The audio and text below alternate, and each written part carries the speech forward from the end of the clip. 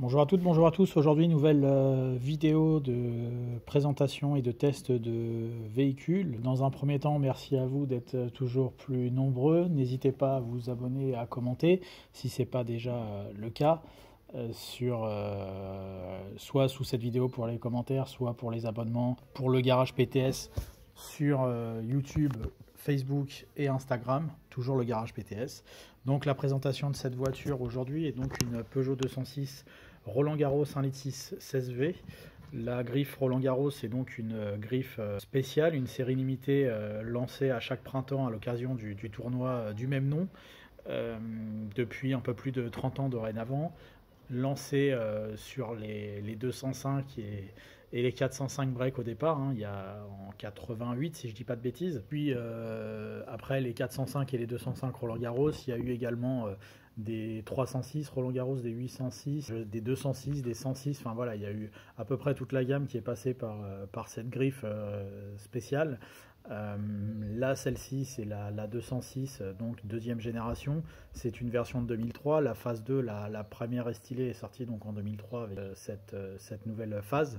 Donc la 206 Roland Garros est donc sortie en deux phases, 98-2002, et ensuite de 2003 à 2006 ou 2007 en version Roland Garros. Donc les phases 2, comme ici présentes, se reconnaissent par ces jantes en 15 pouces, les mêmes que les Quicksilver. Et également, logiquement, vous avez un logo présent en bout de porte avant. Là, ils sont manquants malheureusement, mais habituellement, vous avez un logo à ce niveau-là. Ces logos donc ronds sur les portes avant malheureusement ont été supprimés, ainsi que les logos sur la partie arrière Peugeot et 206. La voiture a subi un voile de peinture il y a quelques années et ils ont pris soin de ne pas remettre les logos. C'est un petit peu dommage, mais en tout cas c'est le cas pour cette voiture. Pour cette 206 Roland Garros qui est celle-ci verte, certaines étaient gris cendré. Alors je ne sais pas si sur la Roland Garros ça s'appelle comme ça, mais c'est une espèce de gris beige métallisé qu'on retrouvait sur d'autres gammes de Roland Garros. Le toit est de couleur noire à l'extérieur puisque c'est un toit panoramique non ouvrant. Donc vous avez l'habitat qui est entièrement éclairé par le beau toit ouvrant, enfin par le toit vitré, pardon, et occultable via un store électrique avec le bouton qui se situe sur la partie haute. Donc on voit ce toit vitré donc, qui est de couleur noire, qui est donc traité UV, il est beaucoup plus foncé que le pare-brise, aucun problème là-dessus. Et donc là, ce qui faisait également la spécificité de toutes les Roland Garros depuis toujours, selon les années, c'était soit des intérieurs cuir intégral, soit des intérieurs cuir et tissu ou alcantara. Là, pour ces 206 Roland Garros phase 2, on avait le droit à un cuir marron intégral avec une partie supérieure verte, alors que sur les 206 Roland Garros phase 1, on avait un cuir plus clair et une partie en alcantara au centre de couleur beige également. Les panneaux de porte étaient également garnis de cuir sur ces Roland Garros, que ce soit à l'avant ou à l'arrière. Donc ça apporte un cachet supplémentaire à cette série spéciale. On avait également un volant tout en cuir, un soufflet de levier de vitesse et un pommeau également qui sont recouverts de cuir, qui ne sont pas sur les gammes normales. Le cuir sur les panneaux de porte, sur la porte de boîte à gants également. Tout ça n'est pas présent systématiquement sur les autres gammes de 206. Il doit y avoir peut-être les griffes, et quand vous aviez la RC ou la S16 avec option cuir qui était dotée de ces équipements-là. Pour le reste, on est sur une définition de 206 XT Premium qui est déjà la version haute de la gamme 206. Et donc la Roland Garros rajoute ces quelques équipements que je viens de citer. Le cuir est plutôt de très bonne qualité par rapport à ce que propose malheureusement Peugeot. Là, c'est assez surprenant ce qu'ils ont fait dedans. Donc par rapport au niveau de gamme, oui, le cuir est plutôt très engageant. L'espace à bord, déjà à l'époque, était assez mal noté par la presse. C'est vrai que c'est pas une voiture très habitable. À 4, c'est encore correct, mais il ne faut pas être non plus de grands gabarits à bord de cette voiture, qui reste moyenne vu l'encombrement extérieur. Pour ce qui est de la partie coffre, donc vous avez le chargeur CD qui est présent et également un coffre assez correct, sans plus. Le chargeur CD fait partie également de l'équipement Roland Garros. Donc vous avez les fonds de compteur blancs qui accompagnent en plus du cuir et du toit panoramique. Vous avez le régulateur de vitesse, les phares, les essuie-glaces qui sont automatiques, la clim auto, le radio CD, les 4 vitres électriques. Vous avez une définition vraiment bien équipée de 206. Donc pour cette 206 Roland Garros phase 2, au niveau mécanique, on avait le droit en essence à des moteurs 16 soupapes de la gamme normale 206 avec soit l'1,4 litre 16V, soit l'1,6 litre 16V. Là, c'est la version 1,6 litre 16V qui est de 110 chevaux qu'on a vu dans nombre de modèles PSA dans ces années-là. On pouvait également avoir un 2 litres HDI 90 chevaux sur la Roland Garros. Et je crois aussi un 1,6 litre HDI 110 sur les versions cabriolet, mais là, ça nous concerne pas. Donc, ce moteur, donc 1,6 litre 16, 110 chevaux en boîte manuelle, 5 rapports. On a vu sur les Citroën, les Peugeot, on va pouvoir aller l'essayer pour se rendre compte des qualités dynamiques de cette Peugeot 206 haut de gamme. Donc nous voici au volant de la 206 Roland Garros 1,6 litre 16 de 2003. Je ne sais pas si je l'avais dit. Donc le siège, alors je le trouve plutôt pas mal. Est-ce que c'est l'effet cuir qui fait ça? Mais parce que j'ai pas l'impression que le dessin du siège soit vraiment différent des autres 206 un peu plus basiques. Je trouve le siège un peu moins fatigant que sur d'autres versions que j'avais pu essayer. C'est peut-être aussi le toucher du cuir qui donne une assise agréable. Toujours est-il que le confort de ce siège de Roland Garros est plutôt agréable.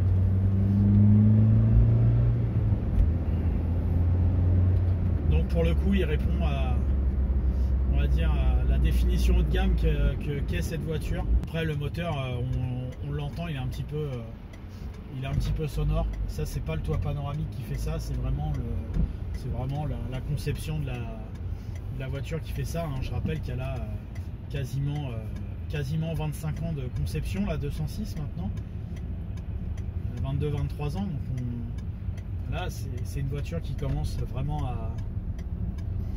à dater dans la fabrication, et donc du coup forcément ça se ressent sur ce genre de petites choses. C'est une voiture qui va être a priori assez bruyante en phase d'accélération et sur autoroute. En parlant d'accélération,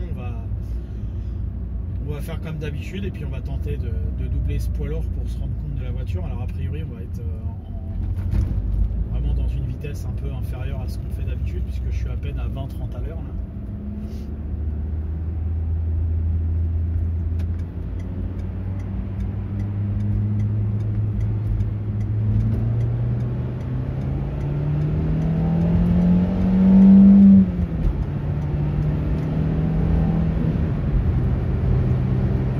Répond très bien. On sent que la 16 est libérée de beaucoup de poids. J'ai pas regardé sur la fiche technique combien elle pesait, mais elle doit peser aux alentours d'une tonne 100, j'imagine, 1050 kg peut-être, vraiment au plus bas, mais à mon avis c'est plutôt 1100 kg. On a plutôt l'habitude d'essayer ce moteur dans des 307, etc. Enfin des voitures qui font 1300, 1400 kg. Là, le fait qu'elle ait 200-300 kg de moins à emmener, même en cinquième comme ça, elle manque pas d'allant.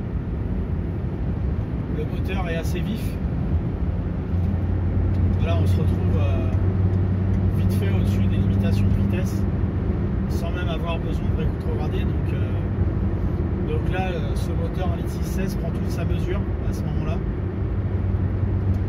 et avec une consommation très contenue, puisque là mon tableau de bord affiche 6 litres 5 au 100. Le plein a coûté approximativement, était en réserve une soixantaine d'euros. On a fait avec la voiture 417 km exactement, et je suis encore au-dessus du 3/4. Je suis pile entre la moitié et le 1/4, donc j'ai usé un peu moins du 3/4 de plein. Donc ça laisse espérer plus de 600 km d'autonomie, peut-être 700 pour 60 € dépenses. lancé en 2020, donc quasiment à 50, peut-être même à 50, j'ai pas regardé le prix que c'était le litre de carburant.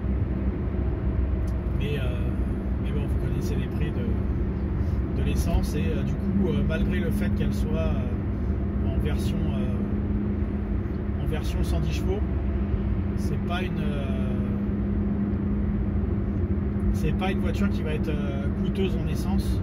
Elle va pas être beaucoup plus coûteuse, peut-être même moins coûteuse qu'une version 1,1 litre qui va pas avoir de puissance et dont il va falloir forcément jouer du levier de vitesse pour pouvoir doubler, etc. Là, le moteur, même sans rétrograder, il a un peu d'allant, et si on rétrograde, alors bien sûr on va faire monter la conso, mais on aura un peu de pêche, ce sera un peu sympathique. Bon, c'est pas une voiture de sport, hein, attention. Alors avec ses jantes en 15 pouces, la 206 est assez ferme, elle est bien suspendue.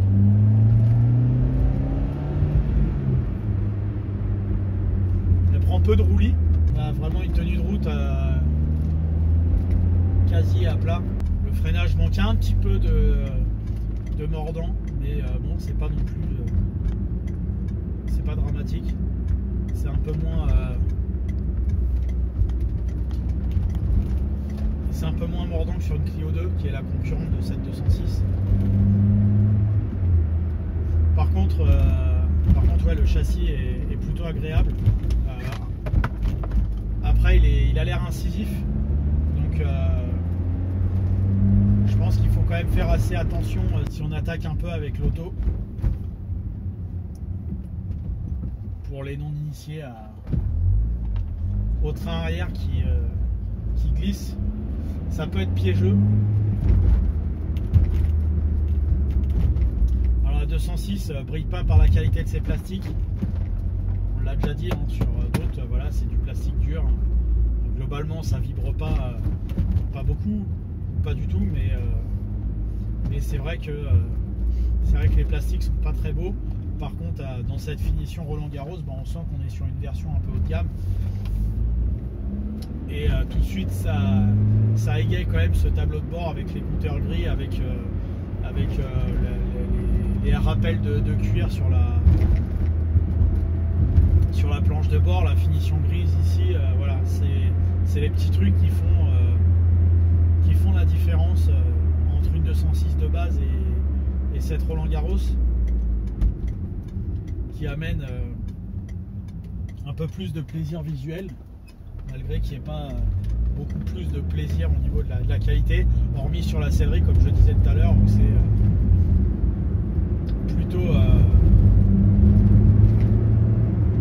plutôt flatteur par rapport au niveau de qualité du reste. Même le cuir du volant est plutôt sympa. À l'époque, Peugeot savait faire des volants de qualité. Le volant de cette 206 est agréable à manier. La direction est suffisamment lourde aussi. Là, la voiture est assez joueuse. Elle a le train arrière qui est assez agile.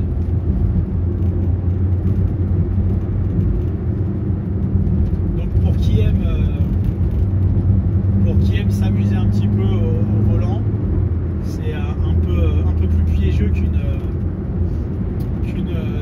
Clio 2, mais par contre c'est plus incisif. Avec cette 1,6 litre 16, c'est un bon compromis, c'est un bon plaisir à utiliser cette voiture, alors sans l'utiliser comme une voiture de circuit, mais voilà, en la taquinant légèrement, on arrive à se faire un peu plaisir, c'est agréable, et même sans forcer. Après, l'accélération est nette,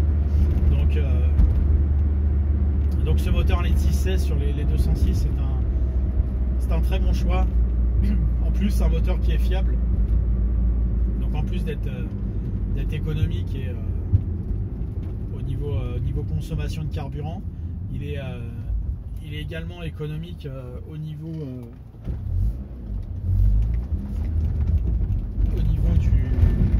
des pièces d'usure. Ça coûte pas bien cher d'entretenir ces 206, hormis peut-être les pneus qui sont un peu chers, parce que c'est des fois des tailles un peu spéciales, mais hormis ça, pour tout ce qui est frein, vidange, distribution, etc., ça tient ça tient le choc et c'est pas trop cher.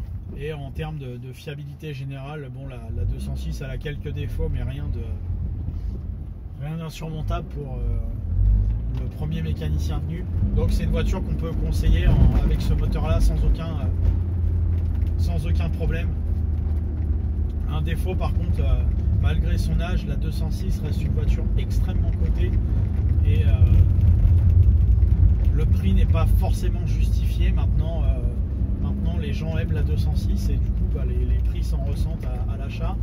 Pour une Roland Garros, un litre 616 comme ça, avec, en bon état et avec pas trop de kilomètres, on est bien au-delà des 3000 €, on est plus proche des 4000 même, très souvent. Alors après il y a toujours celui qui va faire une affaire, mais en général il faut plutôt compter 3500-4000 pour pas avoir trop de kilomètres, ce qui fait une somme assez rondelette pour une voiture qui a 15 ans passé maintenant.